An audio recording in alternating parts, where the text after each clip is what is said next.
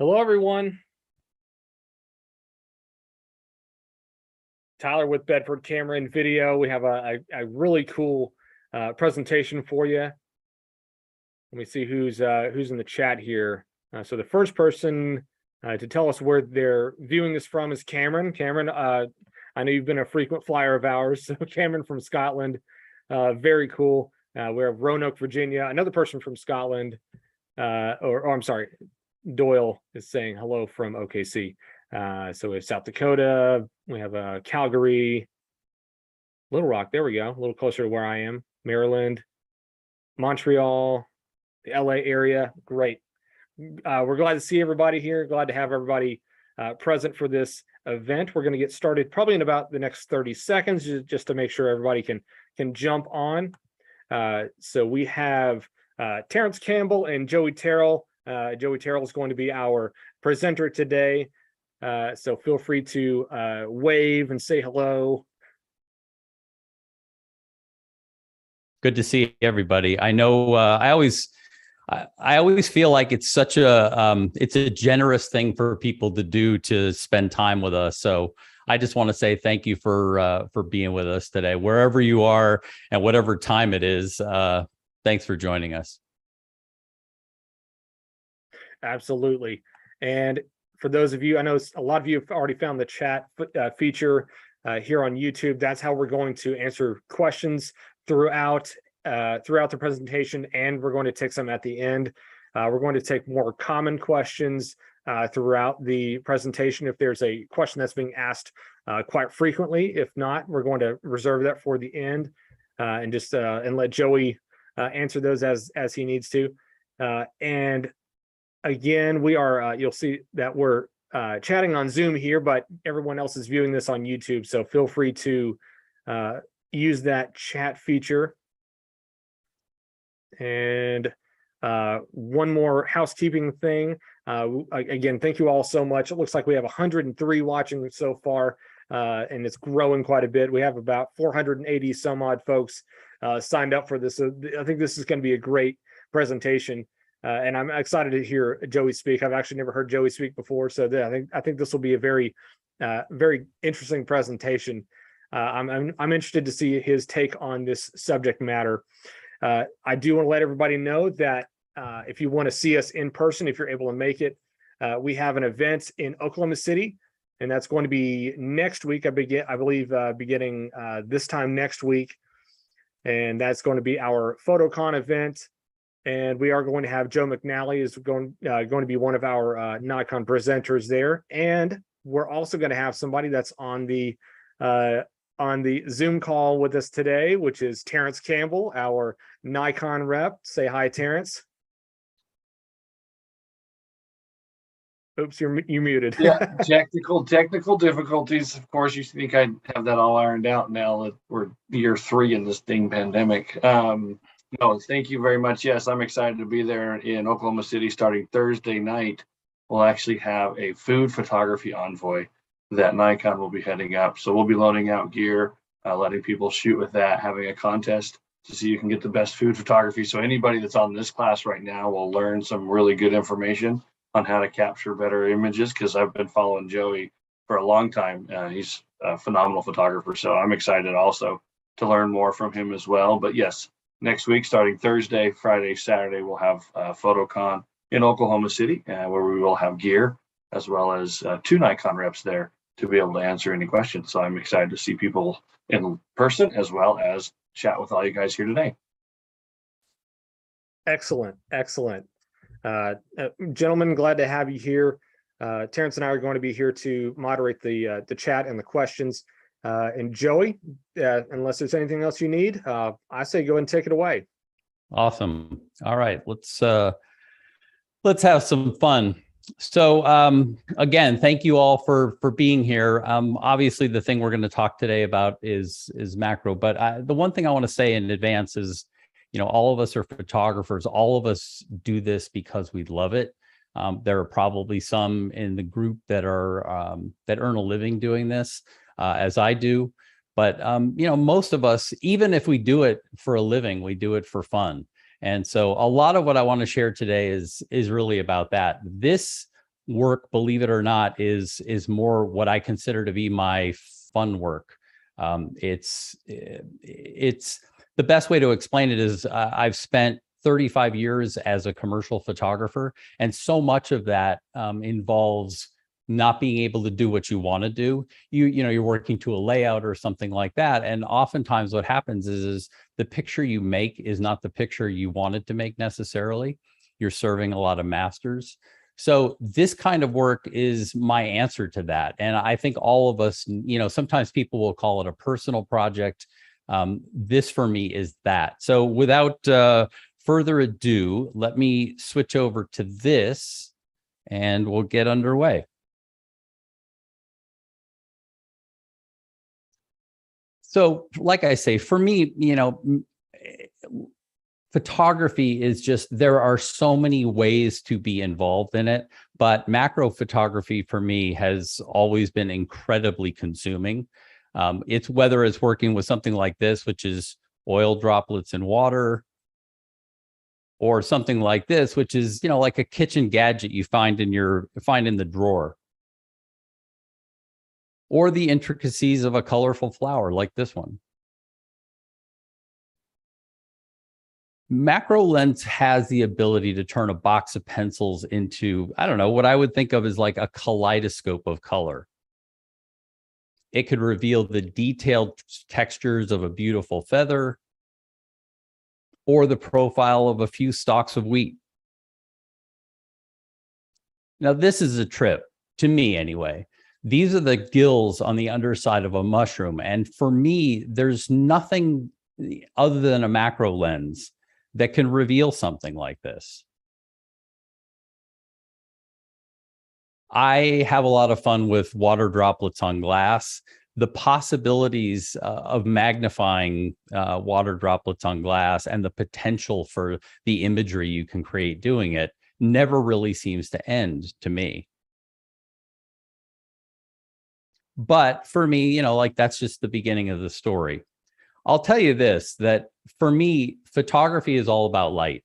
And, most of you probably know light literally means drawing. I mean, photography, the word photography literally means drawing with light. It's right there in the word. In Latin or Greek, I think it is. It means light writing, light pictures. It's right in the name. And so for me, light is pretty much everything. And so I discovered the power of light to shape a photograph when I was a photographer for the LA Times. And yeah, I had darker hair back then. But I quickly learned that light could turn an ordinary news scene into something graphic and, arguably beautiful. When I began shooting for Sports Illustrated, I used light to shape athletes, like the 6'8" frame of this guy, the former heavyweight champion, Deontay Wilder. And I used light to reveal the keen eyes that got baseball legend Derek Jeter into the 3,000 hit club. During a studio session with Justin Bieber, the gentle light I created revealed his vulnerability. Some would say he's not terribly vulnerable. And in an outdoor setting with Ariana Grande, this soft light of an overhead silk diffuser created mood for the scene. Even with storm clouds on the horizon, it's the application of light that rescues an otherwise dreary day. When I photograph architecture, it's the light that reveals the shapes and the textures of the buildings. And it's light that reveals the contours and reflections of a product image. Can you guys all see where this is leading? Light is a really big thing for me. And to be honest with you, it should be to everyone, because without light, you don't have a photograph. If I'm out photographing golf courses, waiting for the best light is what makes the undulations of the design really come to life. Even if you love travel photography, going halfway around the world, it's light that sets the mood for the photograph. But really, and that's what we're here for, it's macro photography that combines every illuminating quality that light provides. The beautiful highlights and shadows, the subtle tones and hues, and the shapes and textures that really only light can express. And honestly, that's why I love light as much as I do. And you'll see that as we go along. So thanks for indulging me about where, for me, where light comes from, how you use it in your photography and why it's such a big deal to me. And I want to say this, at the outset, a lot of people feel, I think, photographers that I talk to, they feel like light is not something, they'll say, light's not something I do. Light is something we all do. And, whether you do something as simple as just think about where the sun is during the course of your shooting day, or you do something as simple as take out a mirror when you go outside and redirect that light into what you want. We all do lighting. It's just a matter of degree. So this is now where, at least for me, where it gets definitely more fun. I like to do things like explore drawers and cabinets and open things in my kitchen and like say, where's there a picture? The other day I grabbed a bottle of soap and that's what this is. It's just soap bubbles, like in a pump dispenser climbing up the edges of the wall of that. And it's the point of it is it's not something you would typically think of as an opportunity for a photograph. You're like, it's a soap dispenser. It's not a photograph. But if you have a little fun with it, it definitely can be a photograph. This is a makeup brush at 2x, so twice life size. And amazing things happen when you magnify them. The results you get are just, at least to me, you see things that the naked eye just cannot see. And so, I have a 10x loop, the kind of thing that like a jeweler would use to examine diamonds or something like that. And I will walk around looking through that 10x loop going, what's this look like? What's that look like?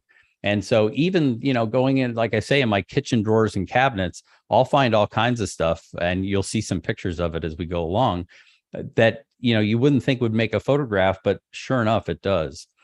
This is just this is not quite macro, but I threw it in here because it really does illustrate the point about light and what light can do. It's just a martini glass laying on its side. This is the top of a kitchen whisk.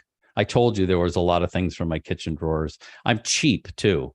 A lot of people, will spend a bunch of money on things they want to photograph or travel around the world. I'm cheap. I just go in my kitchen drawers and find things to shoot. Again, this is a colander, the kind of thing that you might rinse vegetables or fruits in. And the way that I get to a place like this is I look through the camera. I mean, just, from a how do you approach things standpoint, I'll look at something like this and I'll say, how do you make a photograph out of it? And it involves, where's the light going to come from? What's the color of light going to be? How do I want to compose it? The things that we all do. I'm just looking at junk, frankly, to try to do it. Talk about junk. This is the inside of a dryer hose, the hose that would, take the hot air from your dryer out to the outside. I just put a light in the other end of it and stuck a camera lens in the opposite end and end up with that. This is wrapping paper.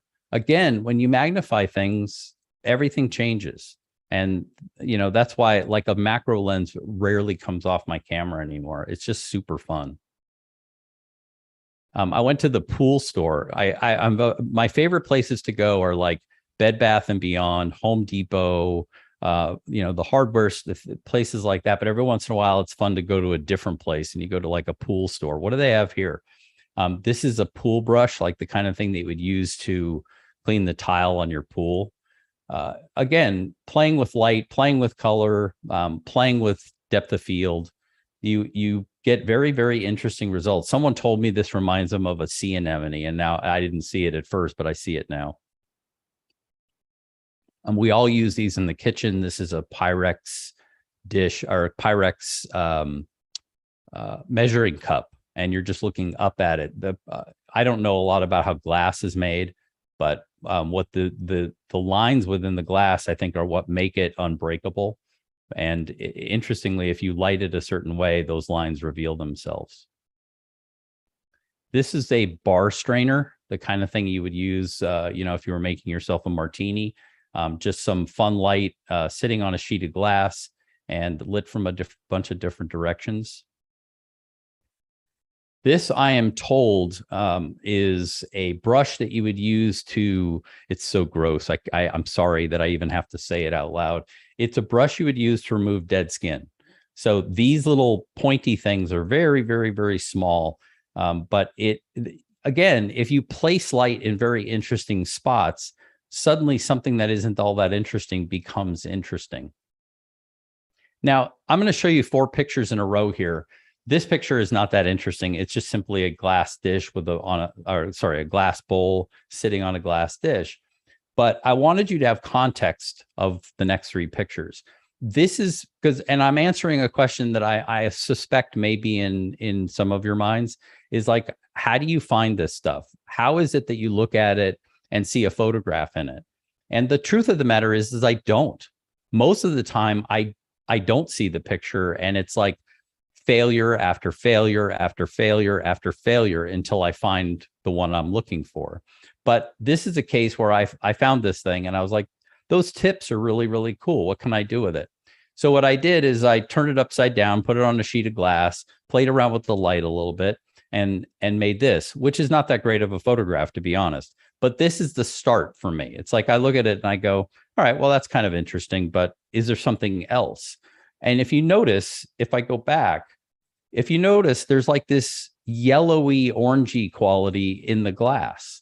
And I thought, well, how can I extract that? And I saw it again when I did this picture. I can see it reflected in the sheet of glass this is resting on upside down. And I said, well, I want to try and find that. And so then you come up with this where you're just, this is like at 1x, you're at life size. And what's being revealed here is the near side of the bowl, the near side of the bowl, the tips are in focus, and the far side of the bowl in the background is out of focus.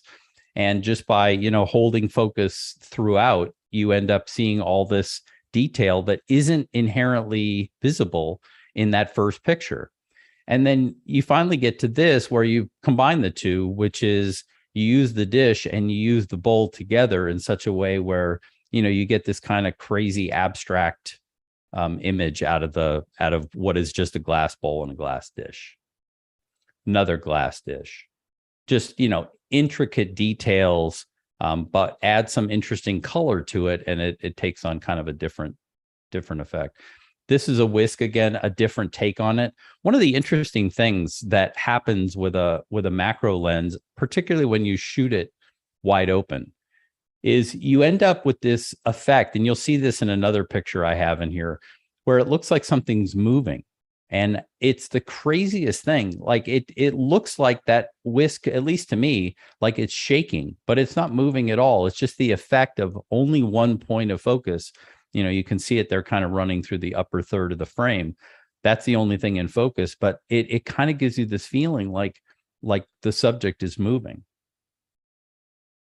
Sometimes just like the edge of something is interesting. This is the edge of a really interesting glass bowl.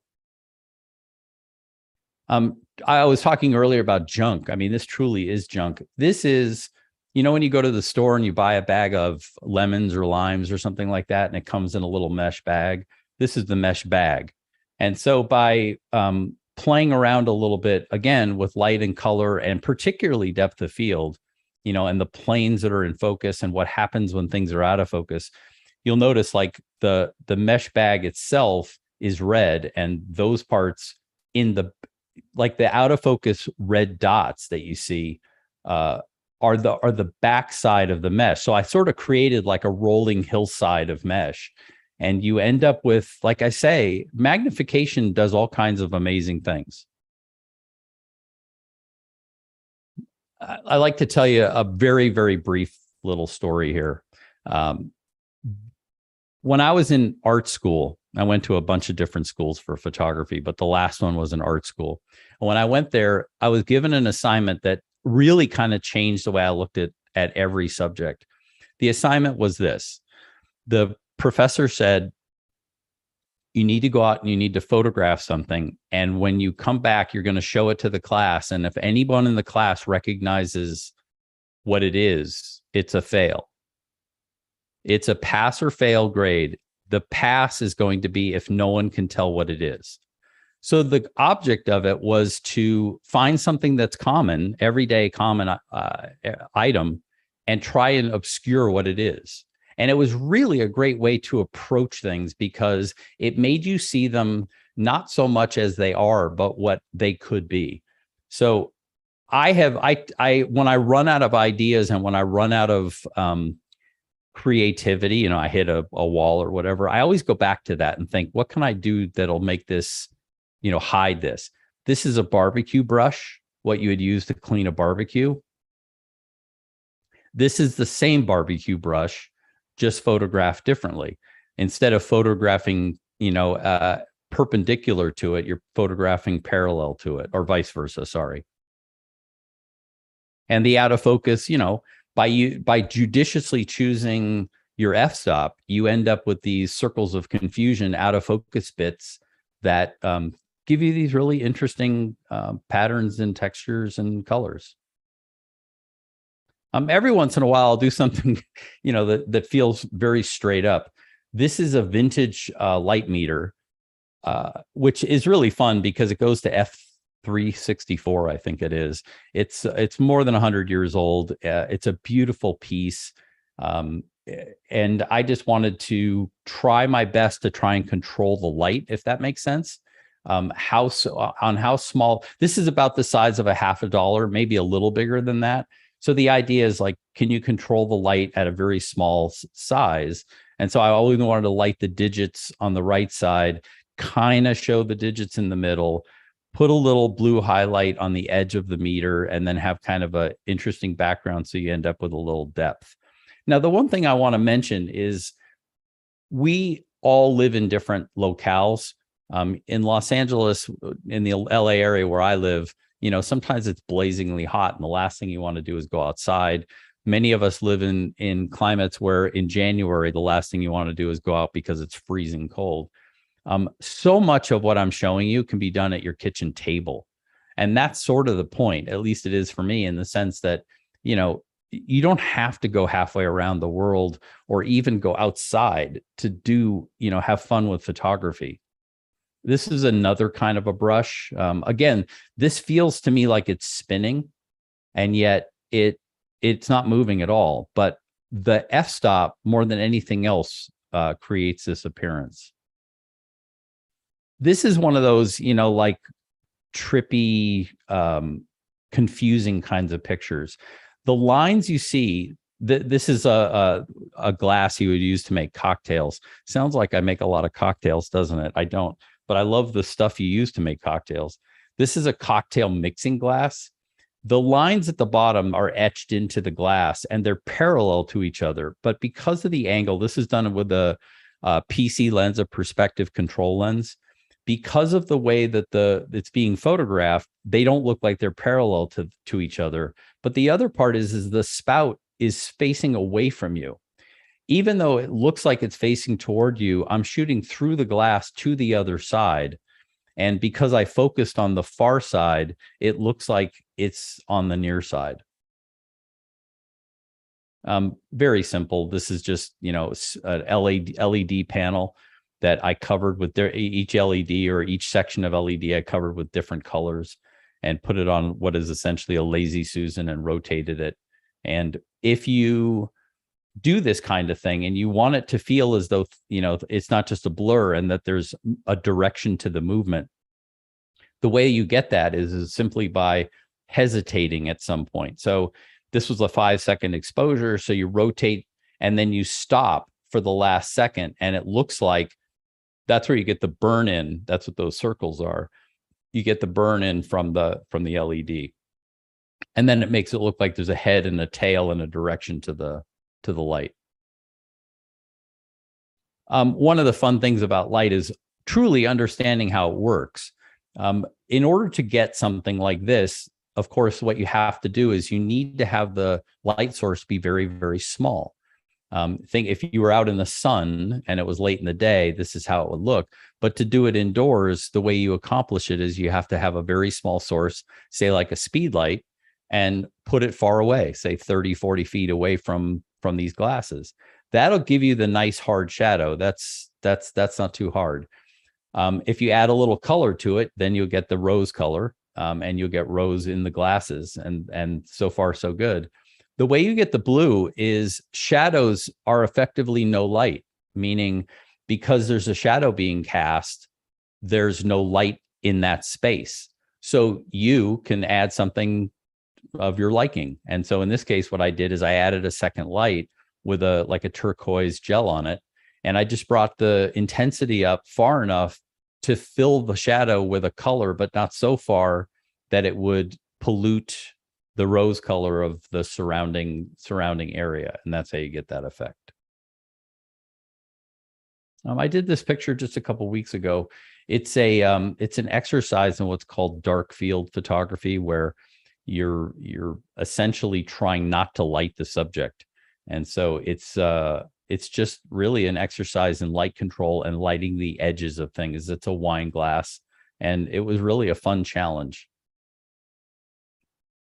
So what I'd like to get into now is a technique I use a fair amount. It's called focus stacking. I bet a bunch of you already do this, but it really is something that I love sharing with people, because I don't think photographers leverage focus stacking as much as is possible.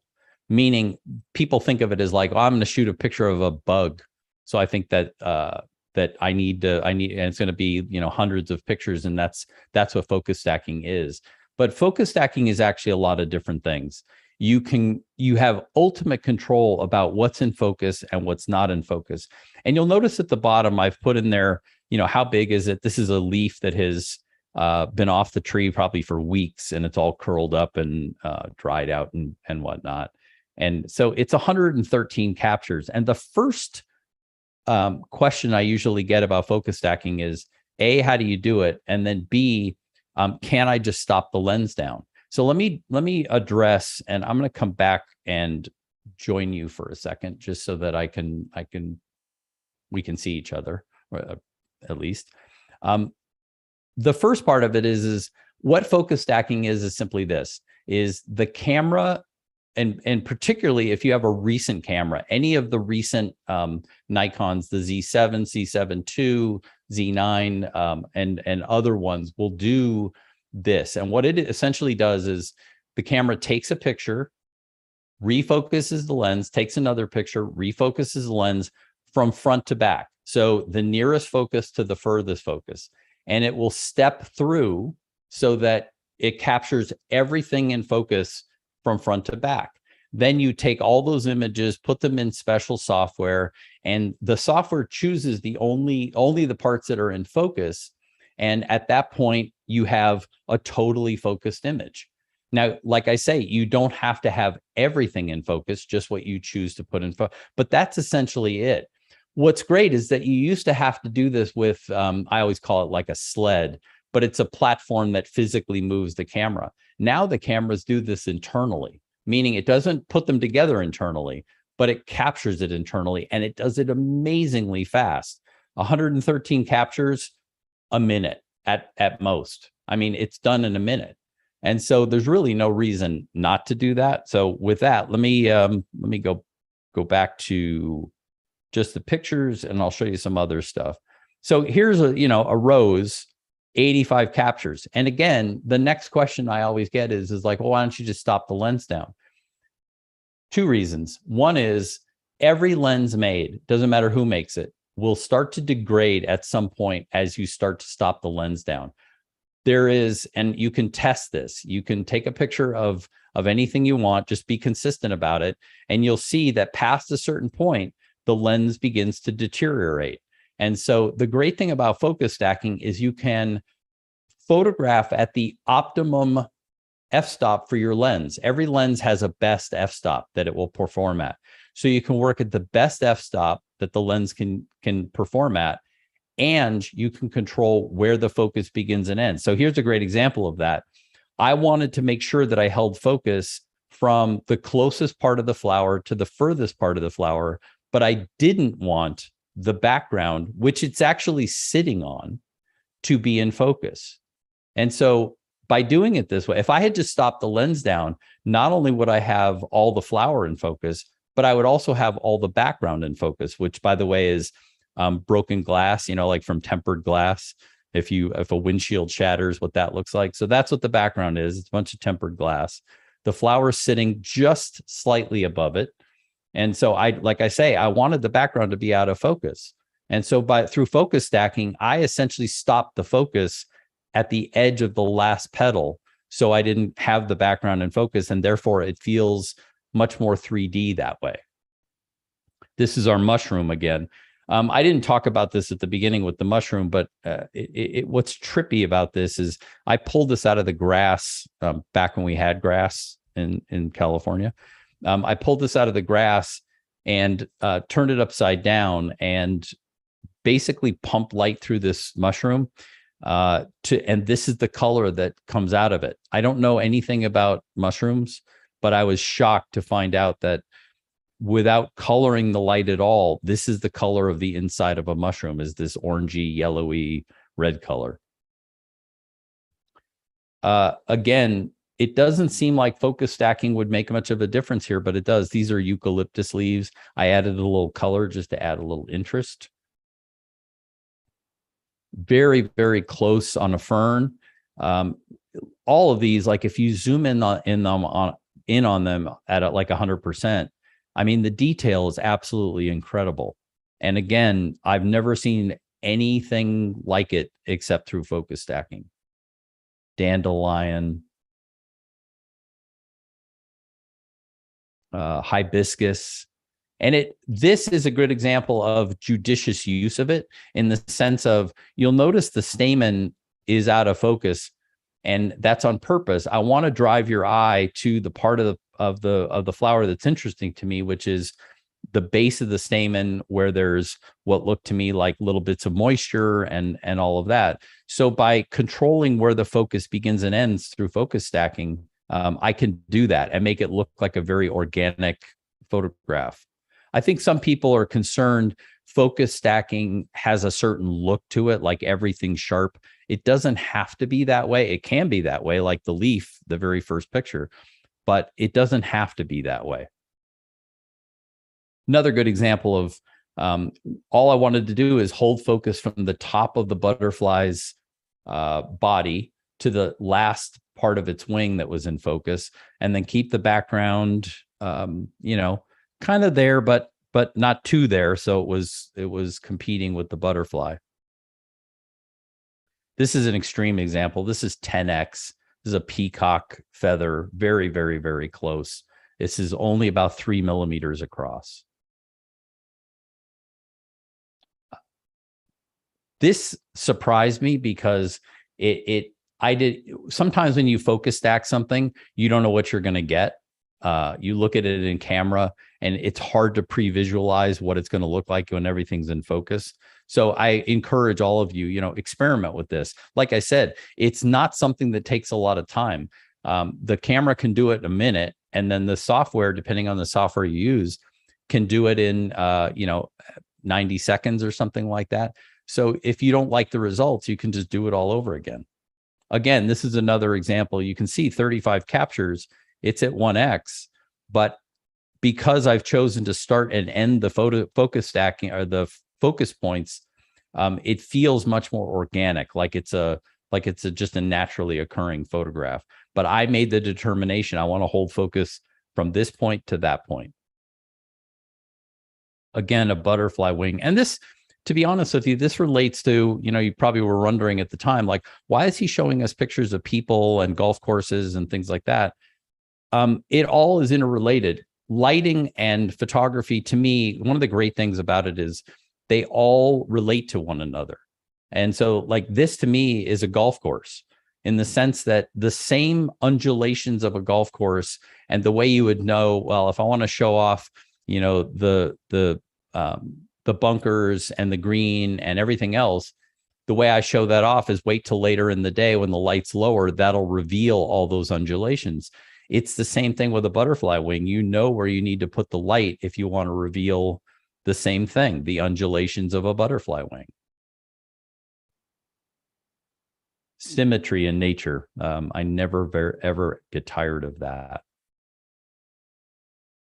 I did this picture earlier this year when stuff started happening around the world. I don't think I've ever thought of photographing a sunflower before, and suddenly I was seeing sunflowers everywhere.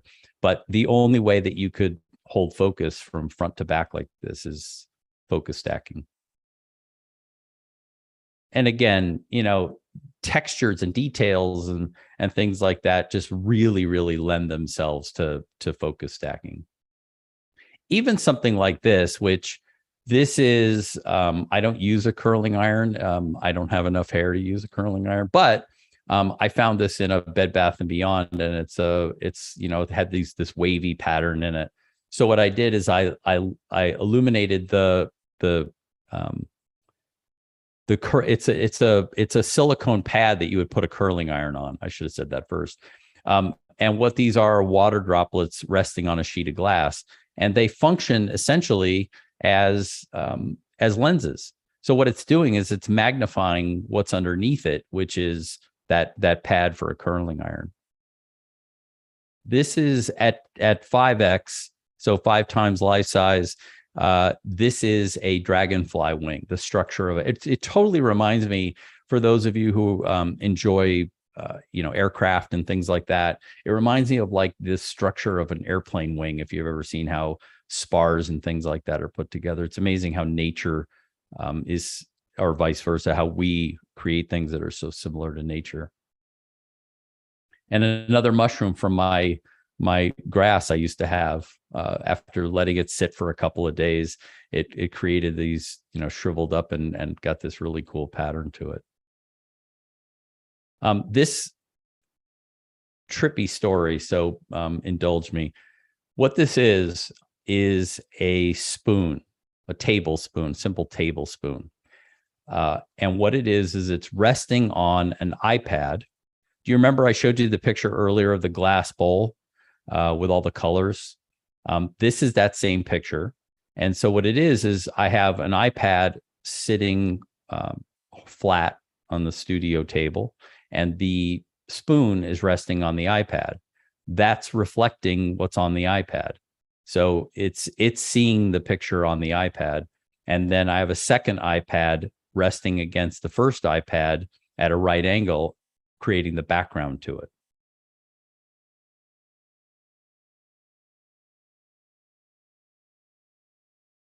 So let's talk about really small.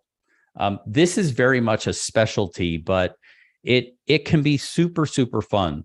Obviously, a macro lens will take you to 1x. There are ways to get you beyond 1x where you can use extension tubes and bellows and things like that. When you get up to 5x, you're really talking generally about some specialty gear, reversing, enlarging lenses and things like that, or microscope objectives, which is what I use for 5x and 10x. But what you get to see is truly amazing. At least it is to me. This is the detail. The background image is a detail of a butterfly wing. And what I've chosen to do here is just kind of give you some context, like a sense of how small this really is. So what you're looking at is a rollerball pen, a dime, obviously, and a sewing needle. When you go to 5x, the rollerball pen completely changes. You can see, the life that dime has led, all the dings and scratches and everything. And you see that sewing needle isn't as smooth as it appeared at 1x. When you get to 10x, sewing needle looks like some sort of barbaric instrument.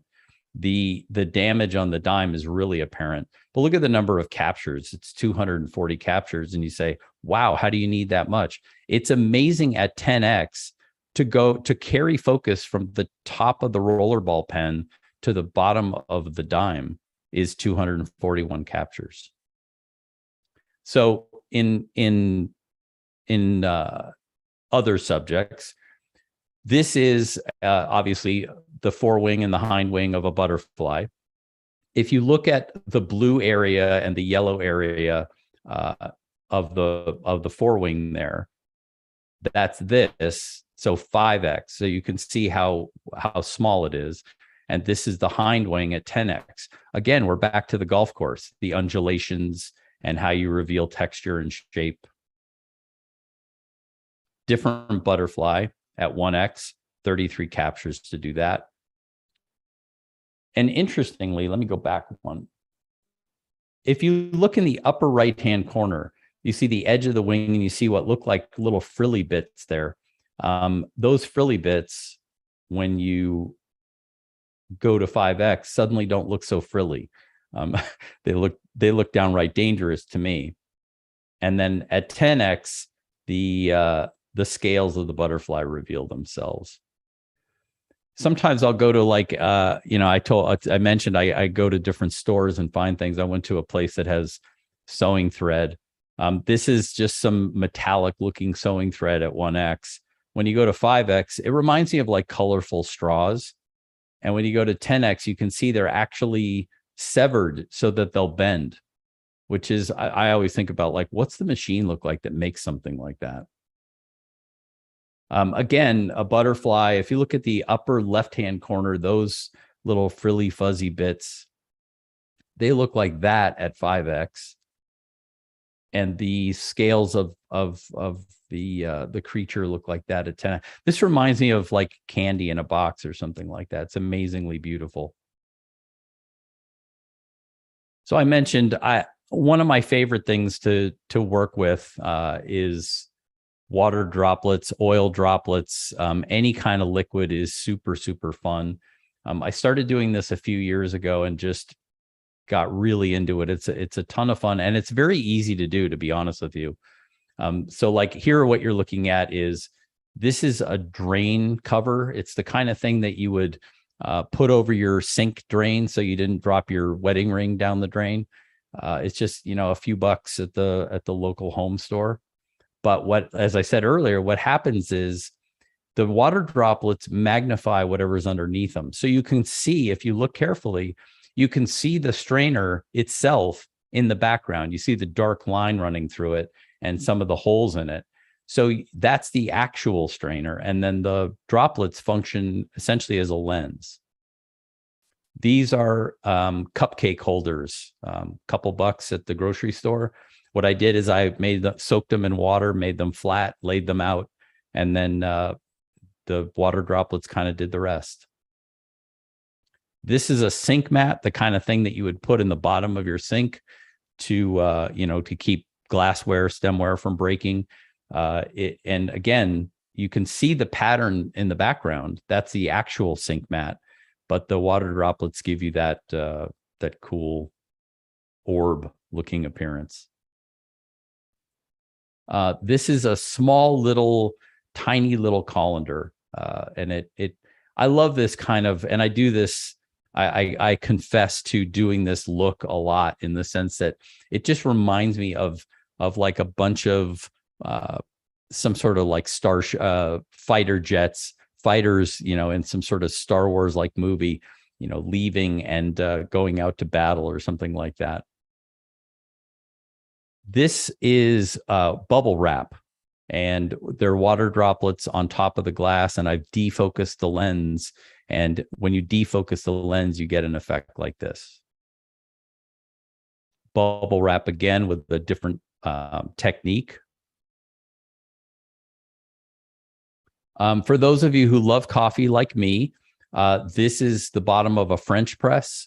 The part that goes against the coffee grounds. I just took that out, took the coffee or the French press apart, used that. And you can kind of see the strainer in some of the water droplets there. I used my idea that I showed you earlier where I had a spinning LED panel. I tried it with water droplets, where what I did is I put the LED panel underneath the water droplets, put some color on it, spun the panel, and ended up with spinning lights within the water droplets. These are just a different version, as you can see, rather than a group of cupcake holders, it's just a single one. Rather than spinning the lights, here I'm sliding them. I used a drawer slider. I went and bought the kind of thing you would use to slide a drawer in and out. use that without the drawer, put the light panel on top of it and just slid back and forth with a slow shutter speed, and you end up with, essentially blur through the water droplets. This is a juicer, the kind of thing if you were going to squeeze yourself some fresh orange juice. These are silicone trivets, the kind of thing you would use if you had a hot pan in the kitchen. You want to make sure you don't burn the countertop. They're just butted up against each other. I'm raking light across the top of each of them. Those are the actual color of the trivets, the red and the blue. And just by raking light across them, you end up with kind of an interesting, reminds me of, remember Princess Leia in Star Wars had those things. Sometimes they say it looks like cinnamon rolls on her ears. Reminds me of that. I hope there's laughter out there. Hope that wasn't a bad joke. This is related to the water droplets. These are oil droplets floating in water. So it's an entirely different technique, but you end up with very interesting results from them. And the technique is very simple. You just take some, I use distilled water, and then you can try different kinds of oil, mineral oil, motor oil, olive oil, corn oil. You'll get a different result with each one. I seem to have the best results with olive oil, and you just, they're amazingly manipulative. You can move them around. You can shape them. You can make them bigger and smaller. It's a lot of fun. It takes a little patience, but it's a lot of fun, and they're very small. This one is, half the size of a dime, the biggest one. So it's a very small thing. But depending, like if you take them and stir them around, you'll get tons of bubbles like this, where you don't know whether you're looking at the underside, the top side. Is it convex? Is it concave? It's back to that, what are you looking at, and how did you get it? Kind of a abstract. Color plays a huge role in this. The first one didn't have any color, and it was essentially black and white. But you can introduce color. And what's amazing, as you can see, since it functions very much like a lens, the light ends up on the opposite side. So, in this case, the pinky color is on the other side, the yellow's on the other side, etc. And it can feel as though, it's like planetary or something like that. It's just, they take on these qualities that make them feel like they're metallic sometimes, or all sorts of different surfaces and like I say, metals and things like that. It's a very interesting technique, and you can never reproduce it. It's always going to be different. I don't even know how I made this picture, to be honest with you, because I look at it and I think, it's a big oil droplet and a little oil droplet. But I look at it and I think, if someone ever said to me, hey, can you make that picture again? I have no idea. That's what I mean. Like, everyone is unique. And so you'll never run out of fun, and you'll never run out of ideas. And with that, I'm just going to, people always ask me, hey, what do you use? These are the cameras that I shoot with primarily. The lenses I use primarily for this kind of work. I use all kinds of lenses for my other work, but for this, these are my primary lenses. And I can't say enough about all of them, particularly the first one. The first lens, the Z lens, I will tell you, the one below it, the VR Micro Nikkor, I used that one for years and years and years, and I loved it. But the new Z lens is amazing. I mean, truly amazing. I thought when I first used it, I thought there was like something wrong. It was so amazingly sharp. I don't know what they did, and I don't know how they did it, but I cannot say enough about it. And every time I say that, people go, he's just saying that. And then they go and test it, and then they say the same thing. So I encourage you, if you like this kind of work, try that lens. Just see for yourself, see if you like it. And the light I use mostly continuous light. The one at the bottom, I use a lot of LED just so I can see what I'm doing. But I also, depending on what the needs are, if I need tons of power, I'll use one of the Pro Photo heads. I also use speed lights a fair amount, and that is primarily my thing. And with that, I will say thank you, and I'll come back. I think there I am. Yes. So hopefully I've left enough time for a question or two or three. But again, I just want to say thank you for spending a little time with us today. Thank you, Joey. Let me pull up some questions here. I know we had some people asking about what equipment are you using. I know that was not the main objective of your talk, but of course, equipment is a part of the process. So I love talking gear, so we can talk gear all day. All right, everybody, buckle in and tell your boss you're going to be late for work. No, I'm just playing. Some people asking what equipment are you using, and then do you have any photos of your table and lighting setup? So if you wouldn't mind just kind of going over the type of equipment you generally use, and maybe even your lighting setup, and also on that, talk about are you using like RGB LED lights, or are you using gels? Just kind of lead into that. I definitely use all of the above. I use photographic quality LED lights, and the more control, the better. You would never know it by looking at my work, but I am very much a control freak. So the more that I can control the light, the more significant, or the more I'm drawn toward that kind of light. I work in a studio that I built specifically for macro photography. I had the good fortune to be able to do that, so that I have a whole studio built for nothing but macro. I have a macro table that's about 38 inches off the ground with a cutout in the middle, so I can essentially step into the set. I use all kinds of different platforms to move subjects and things like that. I have speed rail hanging from the ceiling so that I can hang lights and cameras and things like that. It's very much designed to be used for this purpose. I just did a thing yesterday, last week, as a matter of fact. The one thing I will say about gear is you don't have to have gear, like a lot of gear, to make pictures. I just did a thing last week using nothing but flashlights. So it is great to have a lot of different kinds of gear, because it just means more possibilities. I use the analogy all the time that if you were a painter, the last thing you would want is to paint with one color. And so I always look at it as, I want all the brushes and I want all the colors. And then I want to be able to mix them in any way that I can possibly mix them.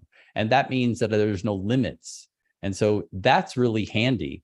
But by the same token, you can go outside with a mirror and redirect the sunlight, and you can take a paper plate and use that as a reflector. You can cut out the middle of a paper plate, put a paper towel over it, and use that as a diffuser.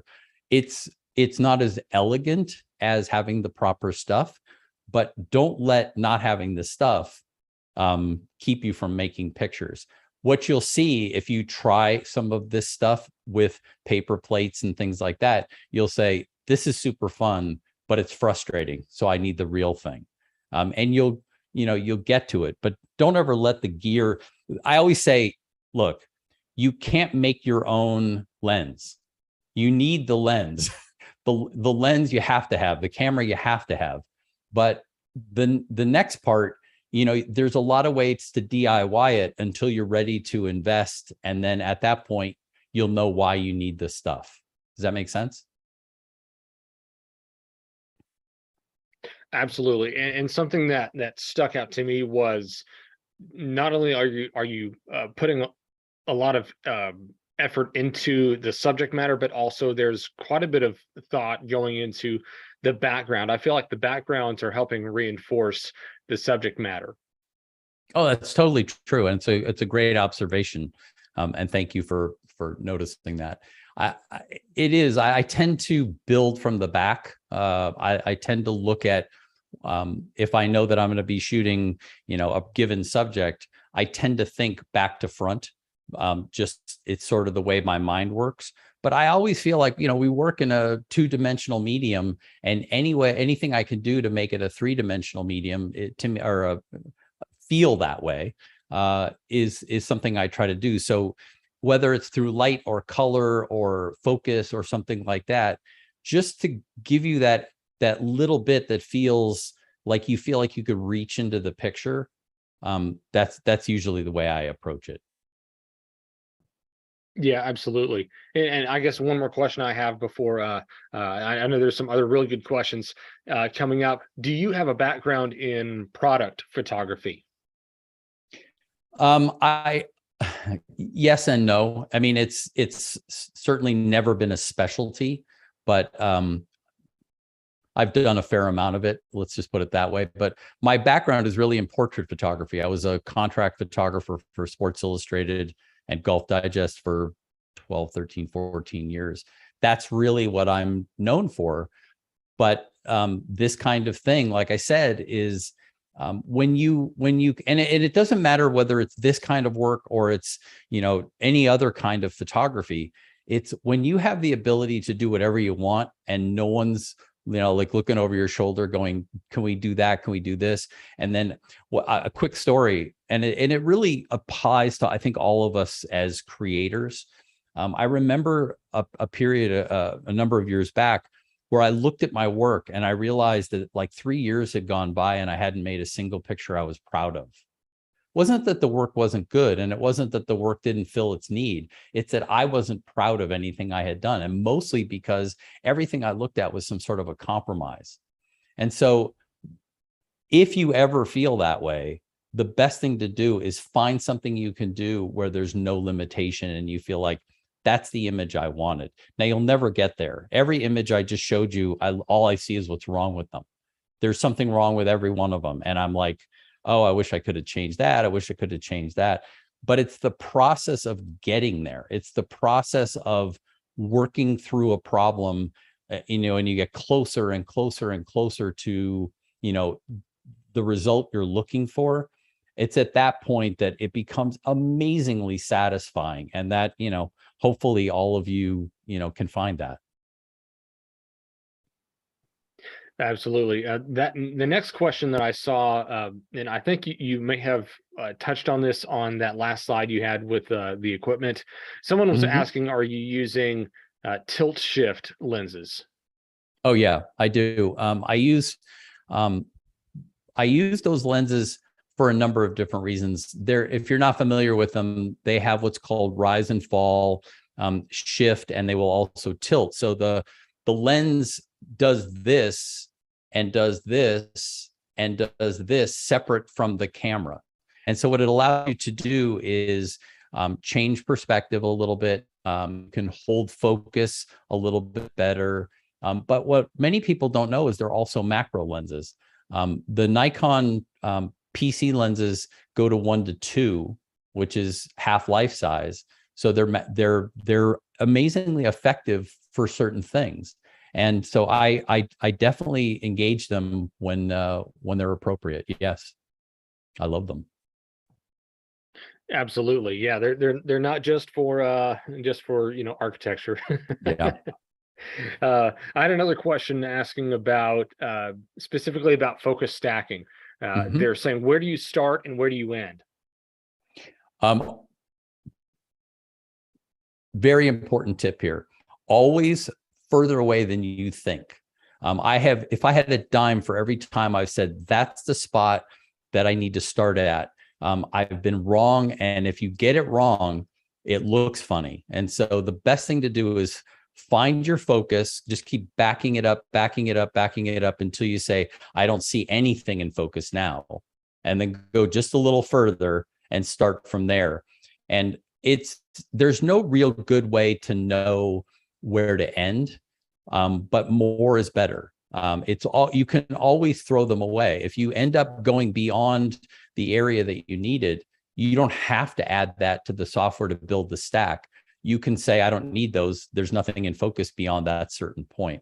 So, and you get a sense, depending on whether you're at, 1:1 or 1:2 or wherever, you get a sense of about how many pictures you're going to need. And I just usually go 25% further than that. And it's also, if you're doing something like photographing something flat, like a butterfly wing, you don't have very much depth. But if you take the wing, if you're shooting the wing like this straight on, that's one thing. If you go at a 45-degree angle, you're going to need a whole lot more images to carry that focus. So there's a lot of variables, but you very much get the more you do it, you get a very good sense of how many you'll need. Absolutely. Yeah. I know some people who photographed shoes and watches before, and they've done it at that plane. And it's a labor of love, that's for sure. Yeah. I've done flowers before, and that's and I didn't do them very well, but it is certainly a time-consuming process.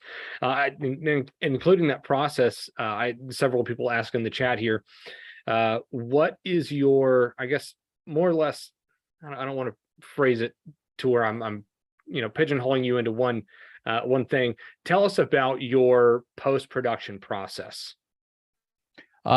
It's pretty straightforward. I don't do a lot of Photoshop. Probably the tool I use the most is the tool that removes dust, because the kind of stuff that I do, there's always dust.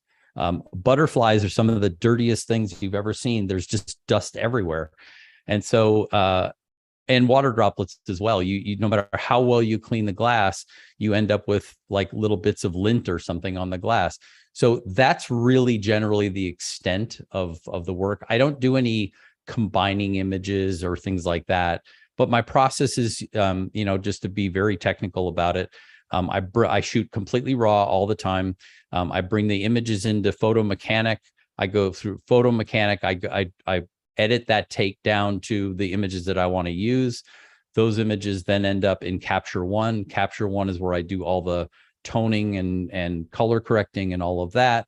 They come out of Capture One into Photoshop. I do a little bit of, like I say, retouching in the sense of I'm trying to eliminate defects. And that's basically it. My images tend to be fairly contrasty. So I will, at the end of the process, I'll oftentimes do a fairly significant contrast move at the very tail end of the process. But that's it. That's the pipeline. So I take it you're using, I know a lot of different software do focus stacking now. That's really in the past year or two, a lot of software has implemented that into their programs. Are you using focus stacking in Photoshop? Is that your preference? No, I use two different pieces of software. One's called Zareen with a Z, Zareen Stacker. That is, in my opinion, that's the most powerful one. It's also, it's got a little bit of a learning curve to it. You'll find that most of the people who are really good at focus stacking tend to use Zareen Stack, meaning really good in the sense where they're the ones that are shooting the bugs, at like 2x and doing a stack of 400 images. That tends to be what they use. There's another one called Helicon Focus, which has a much friendlier user interface, and it's also much faster. I use them both depending on the subject. I would say I use probably Helicon 75% of the time and Zareen 25% of the time. They're both great. Yeah, and I've noticed that with other software, it's you really have to judge it based on its masking capability, because it's not an equal playing field for sure. Yes. Let me double check and look at the questions, make sure there's anything else. I'm sorry, for those of you that are asking, I should have answered this earlier. This is being recorded, so you will be able to watch this after the live stream ends. So it usually takes a minute or two for it to process through on YouTube. But yes, this will be available for playback in case there are some of you that weren't able to make it through the entire presentation. I also had the last question I'm seeing here, that way we can be respectful of everyone's time. with regard to focus stacking, do you physically move the lens? Well, I don't know if this is specifically due to focus stacking. Do you physically move the lens for the beginning and end place for focus? It's a great question. There are two ways to do focus stacking. You can, and to be honest with you, if you're doing anything beyond, say, 3x, there's only one way to do it. You have to actually physically move the camera. You can do it manually. You can do it with what's called a macro rail, where you just essentially turn a dial and it physically moves the camera step by step. There are motorized platforms that will do this, that are driven by a computer that physically move the camera. And then the in-camera way is like I said, with the Nikons, it's called focus shift shooting. It's in the menu, and you can set it up so that once you press start, the camera takes over and does everything for you. It refocuses the lens and all of that. In order to make that work, you need an autofocus lens, obviously. So that's why when you get into the higher magnifications, it doesn't work. I think the question here, what he or she is asking is there is a difference between physically moving the camera, because you're getting physically closer. Whereas if you're just focusing, only the lens is changing. So you get different results depending on, and some work better than others. Sometimes physically moving the camera is a better thing than just refocusing the camera. So each one will give you a slightly different result, but the technique is the same, meaning the focus, putting images together, that part of it is the same. And I have to mention, a lot of the stuff I'm talking about, and this is a plug for me, frankly, is a lot of the stuff I'm mentioning, I teach about. I do workshops on this. So if it's something that, like you say, oh, I want to learn how to do water droplets, or you want to learn how to do focus stacking, I do this kind of thing. And the point is it's fun to share, and it's really fun to see other people succeed at it, where they go like, I had no idea I could do this. And so, if it's something you're interested in, we'd love to have you along. Yeah, absolutely. Absolutely. Joey, thank you so much. I think this has been a very good, inspirational presentation for everybody. I know there have been a lot of positive comments in the chat. I don't see any other newer questions, so I guess we'll let everybody go about their day. Joey or Terrence, are there any other bits of information you want to leave with us? All I will say is go shoot pictures. I mean, there's nothing to me like, what a great way to go through life. That to go out and use your camera and be able to share what you capture with other people. I don't think enough of us really realize how great it is to be able to go out and make pictures, and particularly now. I mean, we've never lived in a time when photography was more fun to do than it is right now. So, hopefully you take away from this, you go out and make some fun pictures. Nope. I just want to say thank you to Joey.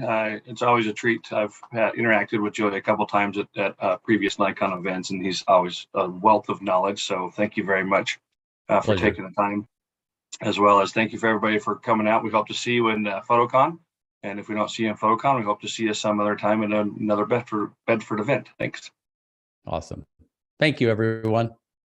Absolutely. Thank you, everyone. And feel free to subscribe for other events like this. And of course, we hope to see some of you at PhotoCon. All right. Have a great day, everybody. Thank you.